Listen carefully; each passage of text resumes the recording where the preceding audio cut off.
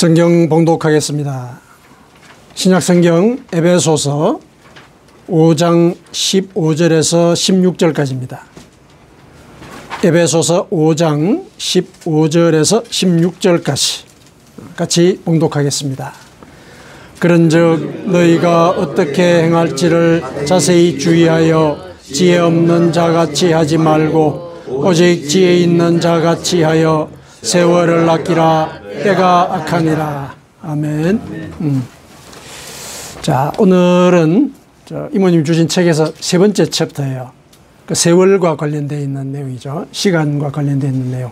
그러니까 시간을 우리가 어떻게 관리를 하면서 살 것인가. 그 점에 초점을 맞추어서 성경이 우리에게 일러주는 그 생명의 지혜를 같이 나눴으면 좋겠습니다. 우리가 시간을 아껴야 된다, 이런 말을 많이 듣죠. 그래서 시간과 관련돼서 많은 그 격언들도 있고 또 속담도 많고, 그래서 이제 교훈을 주는 경우들이 많습니다.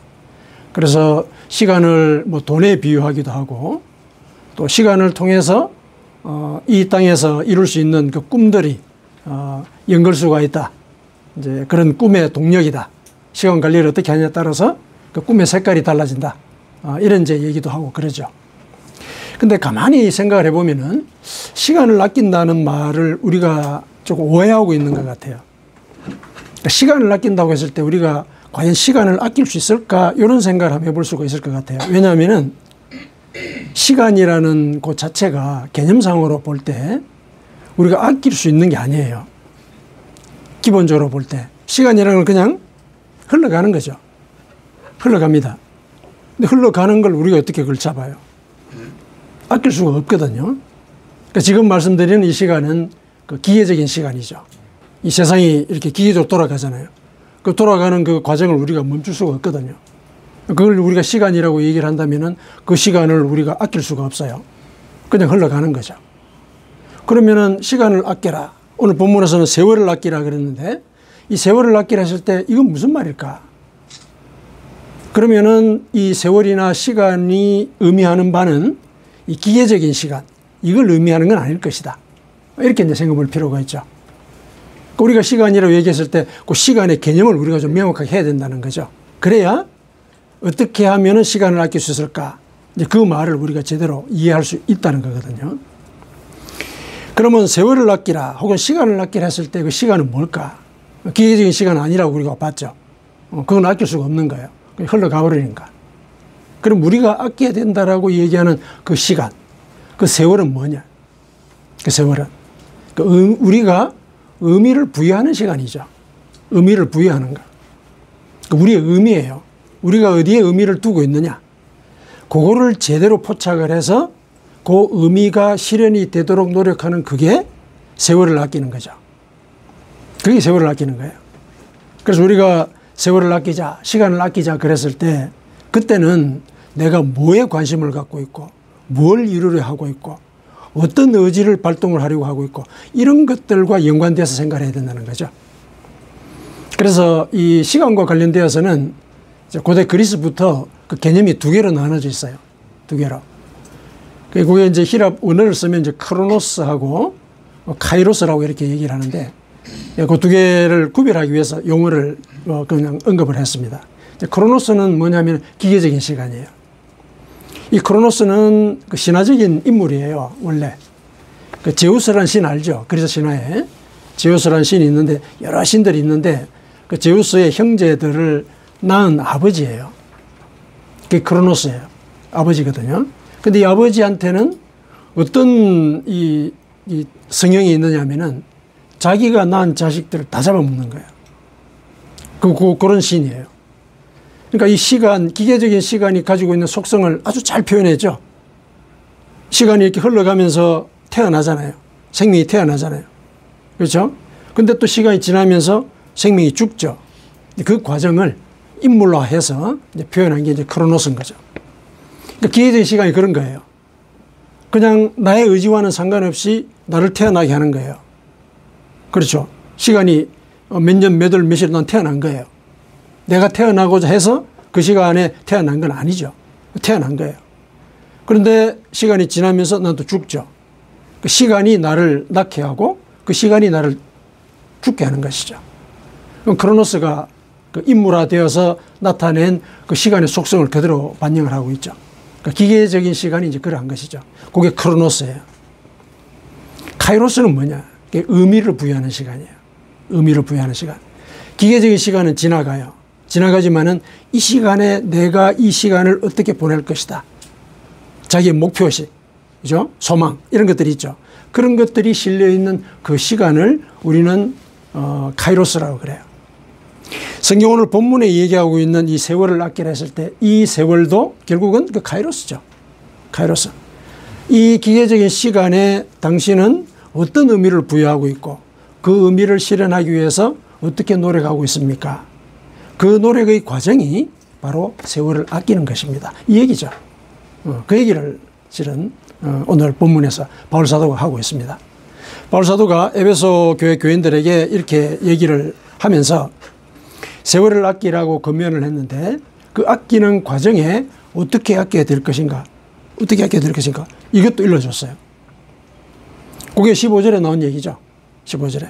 그런즉 너희가 어떻게 행할지를 자세히 주의하여 지혜 없는 자같이 하지 말고 오직 지혜 있는 자같이 하여. 그러니까 세월을 아끼는데 지혜를 발휘해야 된다는 얘기예요. 그 지혜는 네가 어떻게 행할지를 자세히 주의할 수 있는 그런 지혜죠. 그러니까 이게 뭡니까? 내가 이 시간을 보내는 데 있어서 내 인생의 의미가 뭘까? 이거 고민하라는 얘기죠. 고민하라는 얘기예요. 고민해서 그것이 결실할 수 있도록 자세히 살펴보는 가운데 내가 어떻게 행해야 될지 그런 것까지도 생각을 해내라는 얘기죠. 그렇게 할 때 세월을 아끼게 된다는 거죠. 그렇게 할 때 세월을 아끼게 된다. 근데 그런 과정들을 거치지 않고 그냥 기계적인 시간이 흘러가도록 내버려 주게 되면은 그러면은 그 세월 자체가 악해지는 것이다. 세월이 왜 악하냐? 이 세상이 왜 악하냐? 사람들이 그냥 기계적인 시간에다가 자기의 의지를 실어놓고 스스로 어떻게 해야 될지 자세히 살펴보지 않았기 때문에 이 세상이 이렇게 변해갔다는 얘기죠. 세상은 시간이 흐르면서 변질되게 되어 있죠. 물론 그 과정 속에 생성되고 변화되고 하지만은 그러나 그거는 전체 틀 속에서 우주의 운행을 그렇게 얘기한다면은 우리의 주변의 삶 속에서 시간이 하는 역할을 보면은 시간이 지나면서 우리는 늙고 그 다음에 우리는 우리 주변에서 뭔가가 변질이 되고 썩어 나가고 이런 것들을 우리가 또 보잖아요. 궁극적으로. 태어나더라도 결국은 변질이 되거든요. 그게 시간의 속성이에요. 그러면은 이 기계적인 시간에다가 자기 의지를 실어놓고 시간 가는 대로 내버려 두게 되면은 결국 내 의지도 썩어버리는 거예요. 부패하게 되는 것이죠. 그러면은 세상이 악해진다는 얘기죠. 그 얘기를 오늘 바울 사도가 일러주는 것입니다. 그래서 내가 보내고 있는 이 시간, 여기에 대해서 우리는 지혜를 갖고 이 시간을 어떻게 운용할 것인가 고민하라는 얘기죠. 고민해라. 그래서 그 지혜를 갖고 우리가 이 세월을 아끼고자 할 때 그때 이 세상, 이 시절이 가지고 있는 그 악함을 우리가 정화를 할 수 있다. 그 얘기죠. 그렇게 일러주고 있습니다. 그 책에서는 이제 여러 가지 이제 방법 중에 한 3가지 정도를 얘기를 하고 있거든요. 이제 그것도 역시 우리 성경과 관련되어서 같이 음미를 해볼 만한 충분한 가치가 있는 그런 내용이었어요.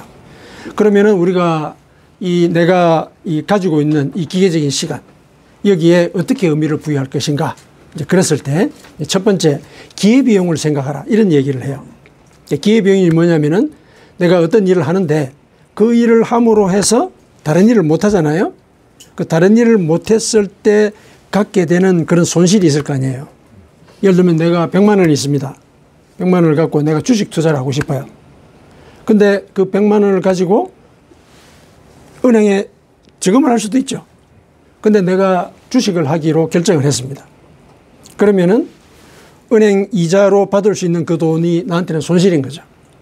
그게 이제 기회비용이라는 거예요. 그러니까 우리 주변에는 이렇게 결정을 해야 될 일들이 많이 있다는 거예요. 결정을 해야 될 일들. 그래서 무슨 일을 할 때 세월을 아끼려면은 이런 고민을 해야 되는 것이죠. 나의 이 선택이 어떤 기회비용을 갖고 있는가. 그거 선택하라는 얘기죠. 그래서 그 기회비용이 낮을수록 내가 한 선택이 옳은 것이 되는 거거든요. 왜냐하면 내가 이익이 더 큰 걸 선택을 한 거니까. 그렇죠? 그래서 우리가 하나님을 믿는다라고 얘기했을 때 그 기회비용은 뭐냐? 기회비용. 영원히 살 걸 우리가 선택해야 되는 거죠. 이 땅에서 일시적으로 얻을 수 있는 그 가치, 이건 포기해야 되는 거예요. 이것이 줄 수 있는 그 이익과 영원히 살 수 있는 그 삶의 이익, 이거 비교할 수가 있겠습니까? 비교할 수 없는 것이죠. 우리는 이 세속적인 삶의 그 목적이 우리에게 줄 수 있는 그 이익을 포기할 수 있어야 되는 것이죠. 그걸 우리는 기회비용으로 삼고 우리에게서는 낮은 기회비용으로 이해를 해야 된다는 것이죠. 우리의 삶의 전반적인 조건이 그래야 된다는 얘기예요. 그래서 하나님께서 실제로 말씀을 통해서 우리에게 인생을 어떻게 살아야 할 것인가 이렇게 요구하시는가, 거기에 우리는 초점을 맞춰야 된다. 그게 이 세속적인 관심을 가지고 이 땅을 살아가는 데 있어서의 그런 기회비용을 상쇄하고 더 큰 은혜를 우리에게 부여해 주는 그런 길이다. 그렇게 우리가 생각을 해야 됩니다. 우리 인생관 자체가 그래야 된다는 얘기예요. 인생관 자체가. 그래서 기회비용을 생각하는 이런 지혜, 이걸 우리가 고민을 해야 된다. 고민하지 않으면 지혜가 생기지 않거든요. 지혜가 가만히 생기나요? 하늘에서 이렇게 계시가 오듯이 지혜가 생기나요? 경험을 통해서 생기잖아요. 그렇죠?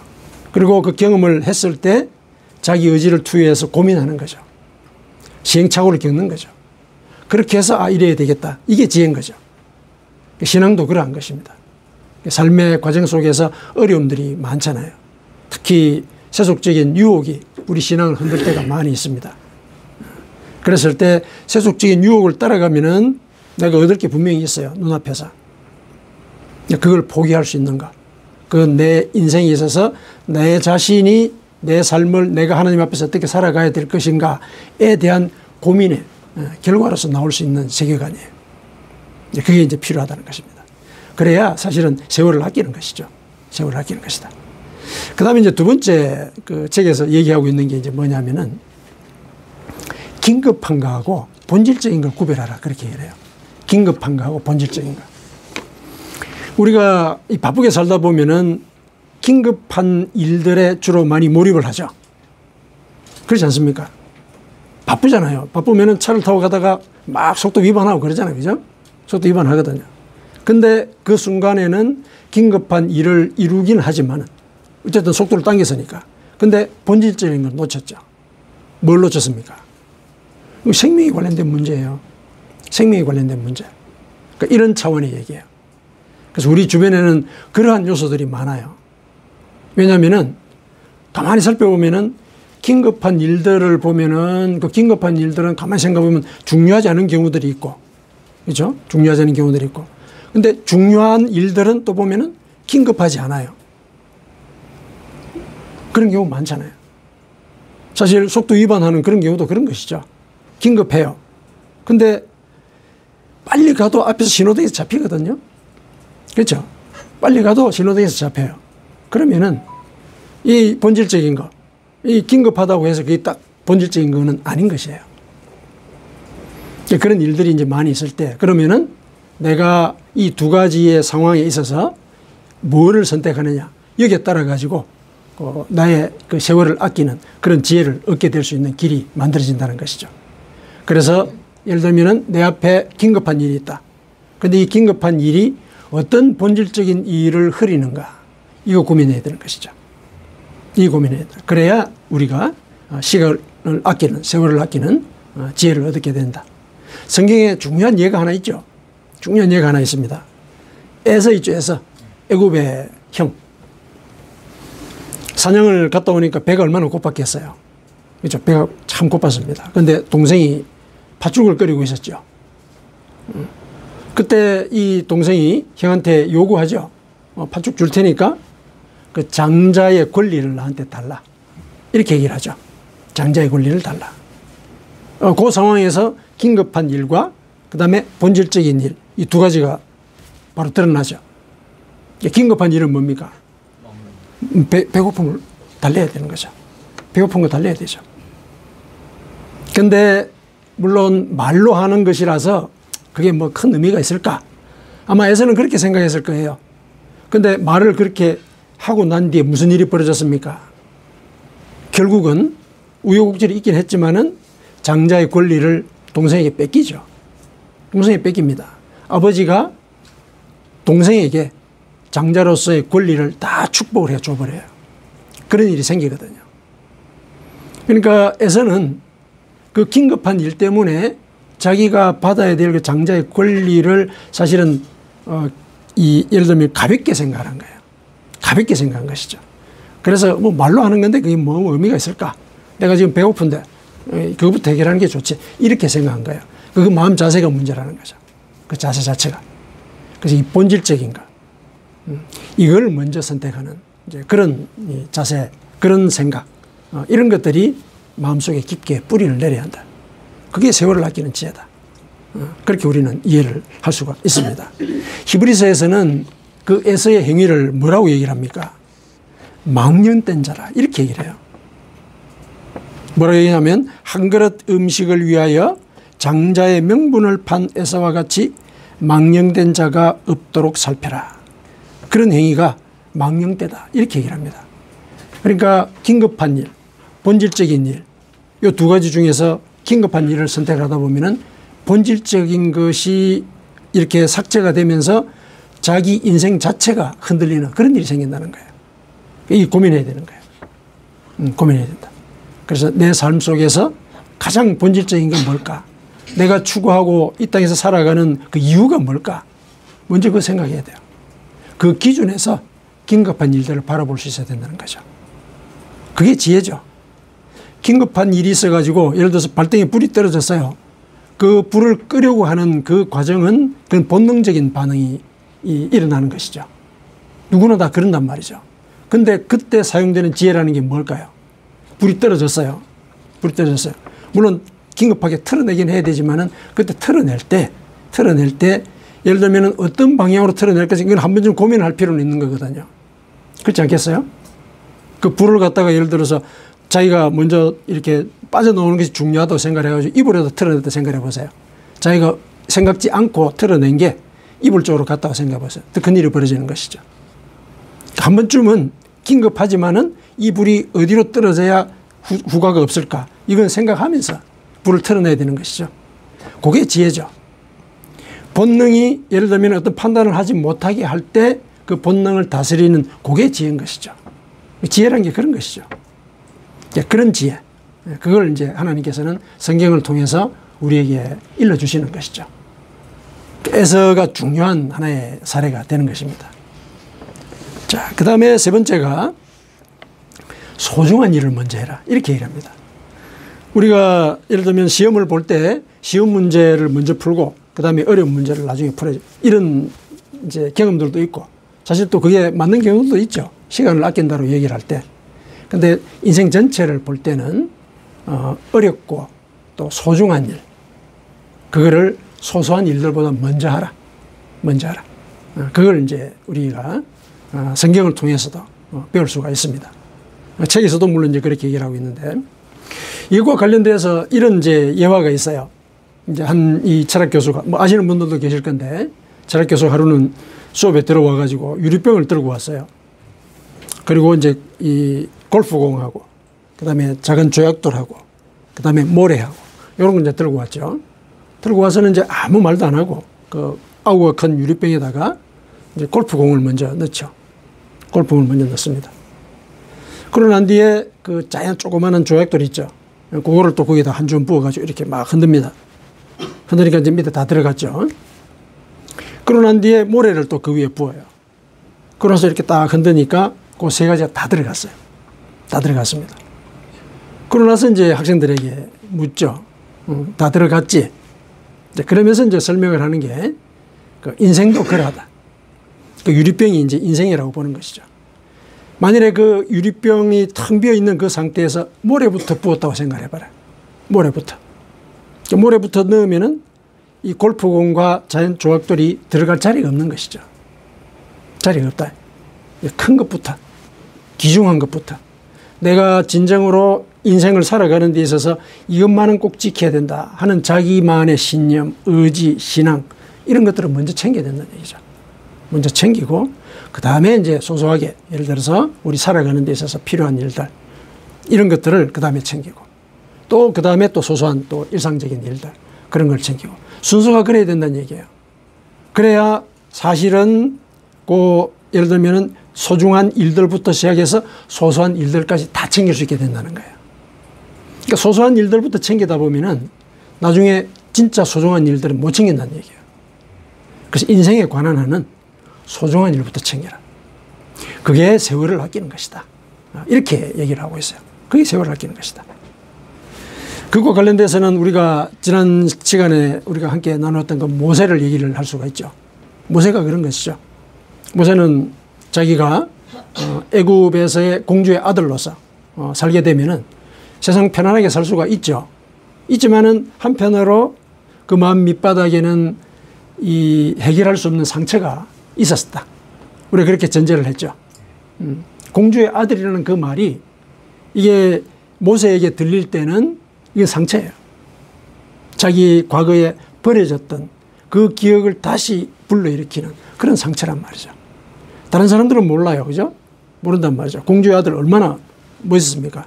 하고 싶은 거 다 하고. 그게 아닌 것이죠. 그러나 만일에 그런 상처를 묻어두고 공주의 아들로서 지내고자 했다면은 민족의 지도자가 되는 이런 일들은 있을 수가 없는 것이죠. 민족의 지도자가 되는 그 소명을 받아들였습니다.